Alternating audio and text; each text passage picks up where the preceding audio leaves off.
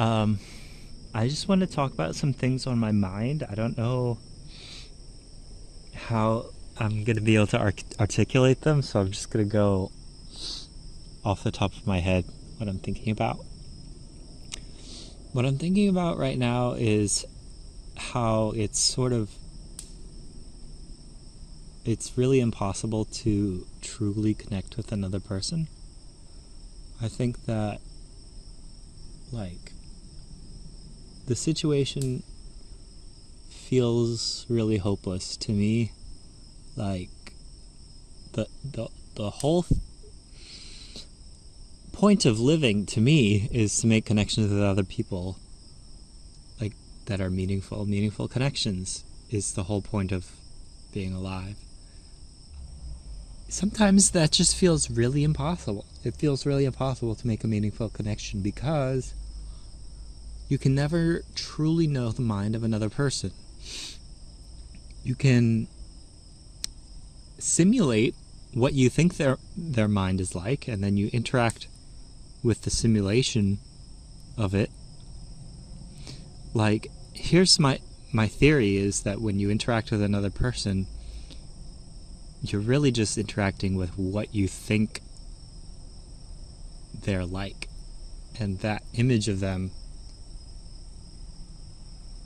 it only exists in your head. You're really, when you think you're interacting with other people, you're really just interacting with different parts of yourself, because you can never truly know the mind of another person. And you know, whether it's a superficial connection, like with a coworker or some stranger on the street, or with somebody you've known for a very long time, the only difference is that, you know, with somebody you've known for a very long time, your mental projections and images of them are a lot more complicated and in-depth and detailed. But, you know, I think a simple way to put it is, like, you know, people talk about like how atoms never really touch each other. So when you think you're touching something or sitting on something, it's just, you're very close to that thing, enough for the electrons to repel each other, but the atoms themselves never actually touch. And you can get into the whole argument like there's not really any difference between atoms actually touching and not, because, like, atoms are mostly empty space to begin with, and when you get down to that minuscule scale, like, touching things doesn't really even make any sense.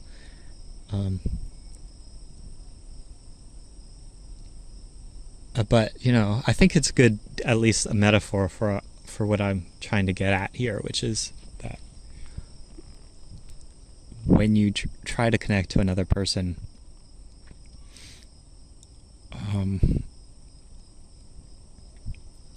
your minds never actually touch. You're touching your mental image of them. You know what this also reminds me of is growing up with the idea of God. You know, like, when we worship God, we're really just worshiping an idea of God, because there's no way for us to know what God is actually like, because he's unknowable. You know, that's the whole paradox that made me feel like I wanted to quit religion. like I grew up super religious. If you know me, I always say this, religion was my only purpose in life for a very long time.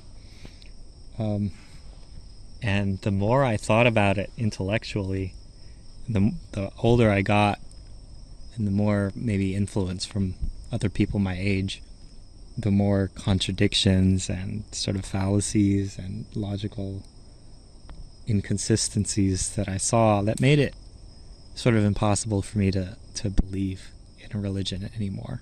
It was it was like a kid realizing there's no tooth fairy or no Santa Claus, but like the adult version of that. And I'm sure that statement probably makes people really angry. Like if you if you are religious, you're probably thinking, oh, it's not like that at all. It's totally different things. But to me, what I'm saying is my idea of God, the one I believed in so strongly when I was a kid and teenager, was pretty much just like the tooth fairy. And it was an incorrect, wrong idea of God. And to loop back to why I brought up God in the first place is there's no point in believing or worshiping something you can't fully know. It's like, you set a goal for yourself. The goal has to be achievable, right? Like, otherwise there's no point in striving towards it. So, why choose to worship a God that is unknowable? And then by extension, why choose to connect with people if like that truly intimate connection is not achievable? So these are the thoughts that are plaguing me all the time. And sometimes these anxieties get too much for me that I can't even make myself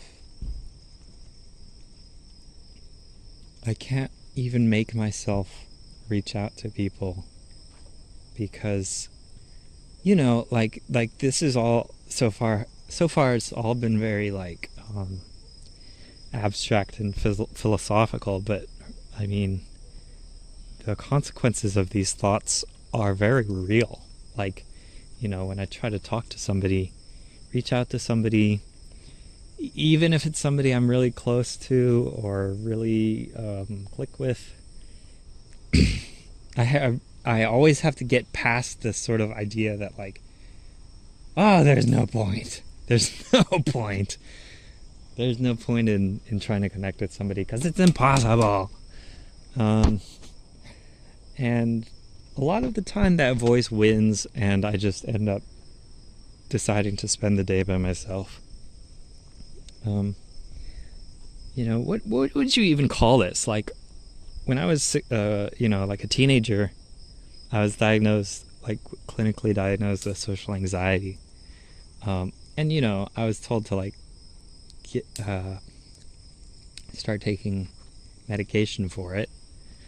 And that's usually what happens to you if you can't interact with people in the 2020s is that you go to a psychiatrist and they give you something to make it easier. But as I just explained, I don't think the issue is a chemical thing. Like, I don't think that's the issue here. I think it's a philosophical thing. I feel like there should be some kind of sequence of thoughts or rationale or logic that could lead me to meaning, that could lead me to the conclusion that it is worth it to try to live and make relationships happen. Like, I feel like that should be the case. And then if that were true, then I wouldn't need medication for it. Like, I've had a really unstable relationship with psychiatric medicine. When I was diagnosed with it as a teenager, I was like absolutely certain that my problems was philosophical, and so I refused to take the medicine, which made my parents upset. But I was very sure that I didn't want to take medication for this problem. And then things got better for about 4 years, and then, I got through college, and then I graduated from college, and then things got really, really bad. And truly, my ability to connect with people has decayed to a point where I feel like it's worse than it was before college. And so that is the point where I realized, okay, I need something. I don't even care what it is. I just need something that I haven't tried before. And then I went back to do medication. And I was on medication maybe consistently for about 6 months, which is way too short. I know it's way too short, but it was, and it helped a little bit. It definitely made things easier sometimes, but other times, not so much. And my psychiatrist's solution, if things weren't working, the solution was to switch to a different medication. And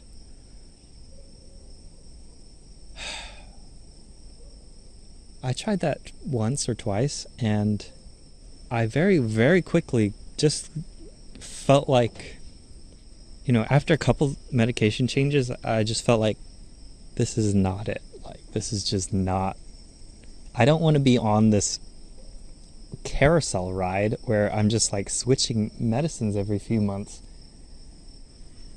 I don't know, at some point my rebellious teenager self came back into the equation and was like, no, the problem is not medication, it's actually philosophical. Like that part of me just woke up again, and then I couldn't make myself take the medication again. Like I didn't want to take it.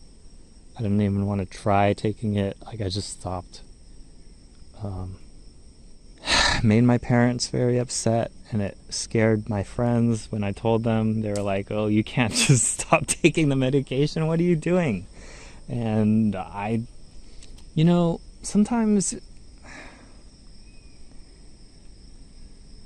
something's wrong and you still do it anyway. That's what that was like. So, and I don't really have an explanation for it other than it just felt wrong. And so that brings us back to today, where I'm pondering like philosophical answers for this problem.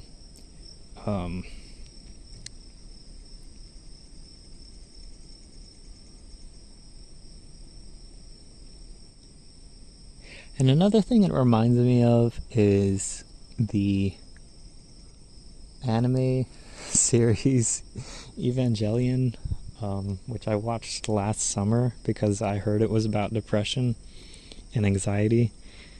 And I found that a lot of the things discussed in the anime, like the problems the characters were going through as teenagers, were the same problems I was struggling through. I kind of expected the anime to like inspire me or like teach me something I didn't already know, but I think probably the actual value I got out of it was just seeing that my struggles were more or less universal. Like, these are things that everyone goes through probably as a young adult. I think some of my favorite parts of the series are the metaphors that it gives you. They're like psychological tools, like metaphors that you can use to explain things to people. Like, the issue is that you kind of have to see the anime to understand the metaphor. Like, the hedgehog dilemma is my favorite one that I think about all the time. Like the idea that people are like hedgehogs because we have to stick together to keep ourselves warm from the cold, but we can't get too close together or we'll start pricking each other with the spines. So there's this very delicate balance between close enough to feel the warmth, but distant enough to not hurt each other. And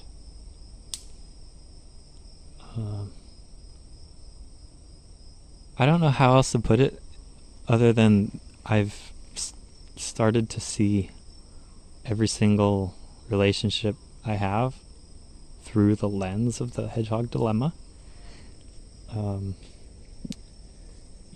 When a problem arises in a relationship, immediately I think, oh my god, I got too close, or I wasn't close enough, and that causes this and that problem.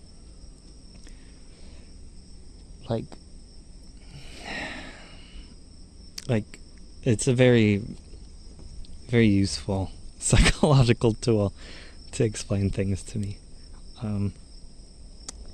I like a similar analogy that I came up with myself separately from Evangelion is the idea of like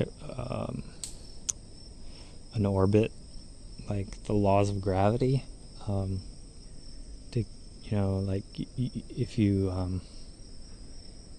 If you want two or more bodies to orbit each other, they have to be close enough that they have to be at the right distance and right speed to actually be constantly falling around each other. If you get too close, the bodies will eventually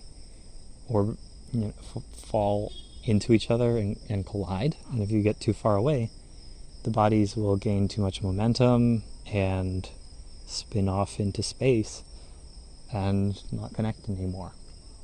And again, there's this very perilous balance between getting your orbit close enough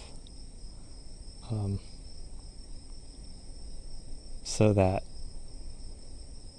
you're actually moving at a constant speed around the planet without getting any closer or farther. And I like this metaphor. It makes a lot of sense in my head, even though it's very hard to explain in words. It makes sense as like a picture or a simulation or like a 3D scene that you can sort of rotate in your mind. And I just spilled my bubble tea. Darn it. Anyways, what I like about this metaphor is that there's a lot of factors in it. With like, it's not just distance between two hedgehogs. It's like you have to account for velocity and speed, velocity and momentum and gravity, and it's literally universal. It's very basic mathematics, but it leads to very complex results. Like, it's literally rocket science to be able to figure out how to get a body to orbit around another body. And then you get things like the three-body problem, where there's no mathematical solution for getting three bodies to orbit each other in a stable pattern.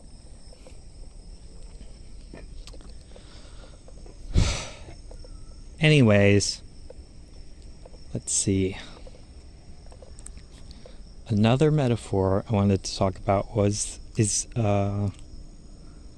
from the Evangelion movie that I haven't seen yet, the end of Evangelion. Or is it Evangelion? Actually, I don't even know if I'm pronouncing it correctly, but I'm going to spend a little bit of time talking about a movie that I haven't seen. But I know the gist of it from like osmosis, from like absorbing it from people who've been talking about it. I know the basic idea is that like the Shinji's dad has this plan to like the human instrumentality project, which is, you know, on the surface level, it's like making everyone into orange goo.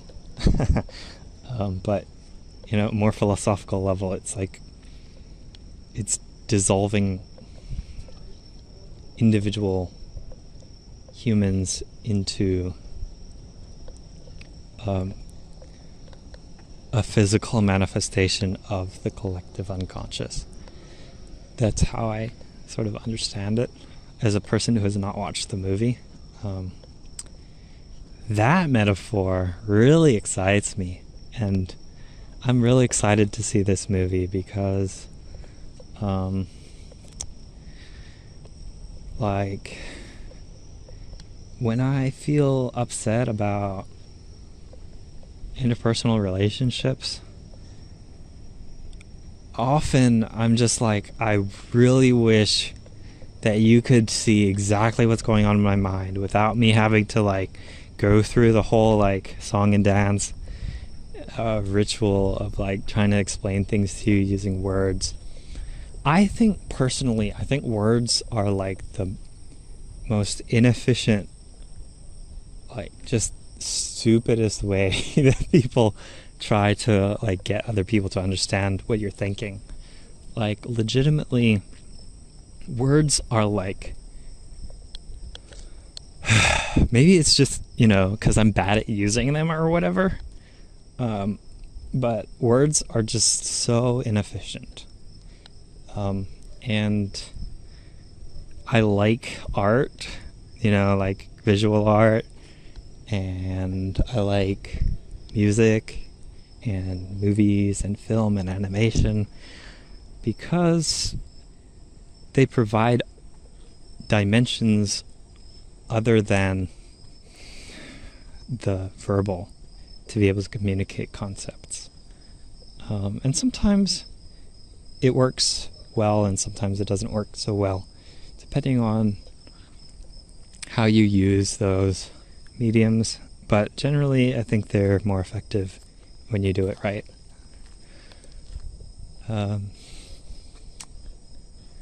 So as I was saying, you know, like if I have a conflict with somebody, like my dad is the first person that I think of, like, because we have such different ways of thinking. My dad is a very verbal and logical person, and I'm a very nonverbal, emotional person, and that makes it like really frustrating to try to like get my point across. And sometimes, actually most of the time, I would say it's easier to just not even try. So in these situations, I always just think back to the movie that I haven't seen, where the evil Gendo goes through with his plan to turn everyone into orange goo, and that dissolves the barriers between people's minds, and all of humanity becomes this big mess of like psychological, like, you know, I really should watch the movie before I start to talk about these things. But anyway, what I'm saying is, if I lived in that world, I would be looking forward to the human instrumentality project. I would be very much looking forward to having my mind melt into goo so that other people can see what I'm thinking very clearly. I think this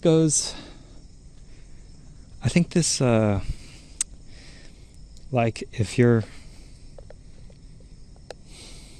in the same parts of the internet that I live in, you're probably thinking, oh my god, this is the most autistic thing I've ever heard. like immediately you're probably thinking about autism, because people with autism, more often than not, are misunderstood and find it very difficult to articulate their inside thoughts.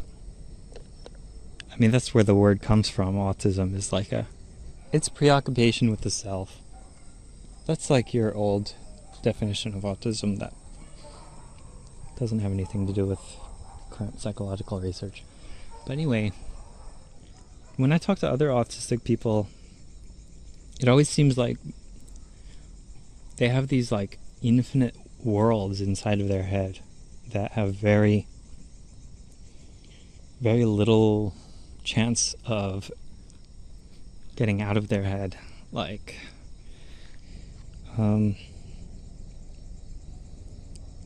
I think about this a lot. My one of my exes was like a writer, and she had this like novel that she was working on from like middle school age, like age 12 or 13, all the way up to when we dated, like 20. So basically it was like 7 years of writing this novel, and she had this entire complex world in her head full of like, it was at least like 20 characters, multiple different storylines. Some storylines had like fictional worlds within them, and it was very convoluted, and I felt like in the relationship, like she was desperate to have somebody understand that world that lived in her head, and I was kind of expected to be that person who could understand, and I tried. I did my best, but ultimately I only knew her for like a couple years, and I didn't get very far. I probably only scraped like the surface of the surface of the surface. Like, I did not understand that story whatsoever, and it's kind of a relief now that I don't have to try anymore.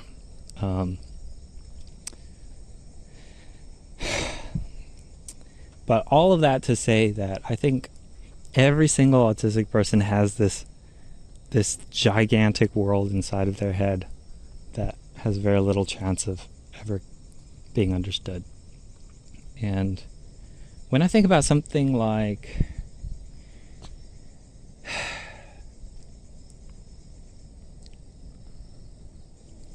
that, I'm always reminded of a short story by David Foster Wallace called Good Old Neon.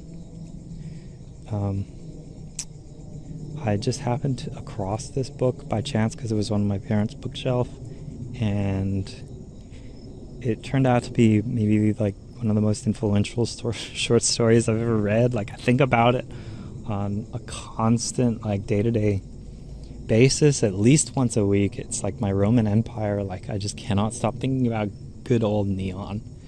And it is about a protagonist who,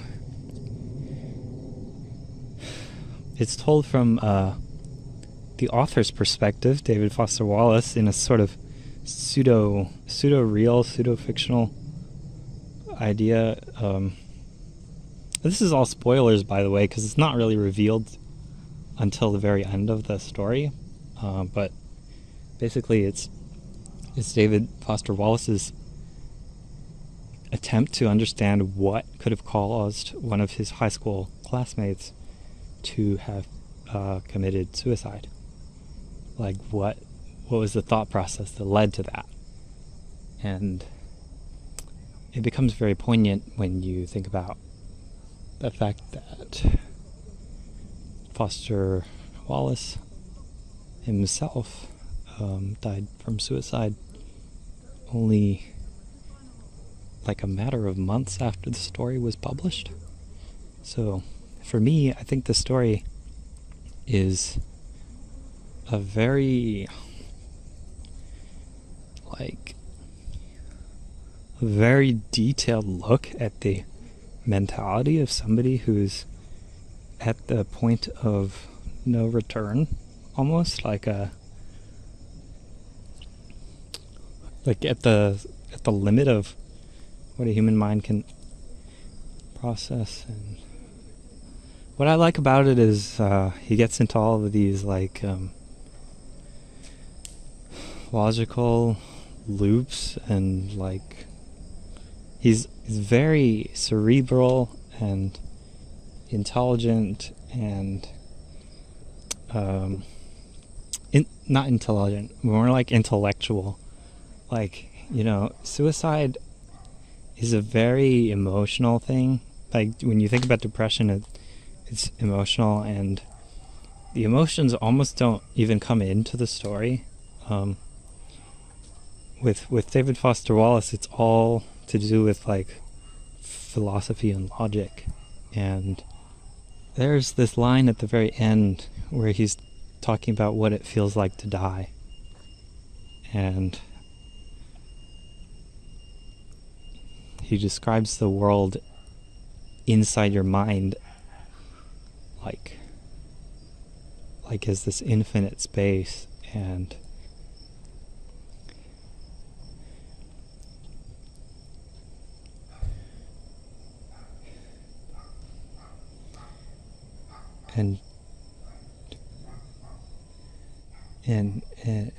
it's like this infinite space, and when we connect with someone, it's like we're looking through keyholes at each other, like there's a door that cannot be opened, and we're just looking at each other through keyholes. And that image has stuck with me like firmly into my heart and mind. Like, because it just adequately describes this feeling that I live with constantly. Like I have this whole universe inside my head that is impossible to describe. And I might try to talk about it for 40 minutes, and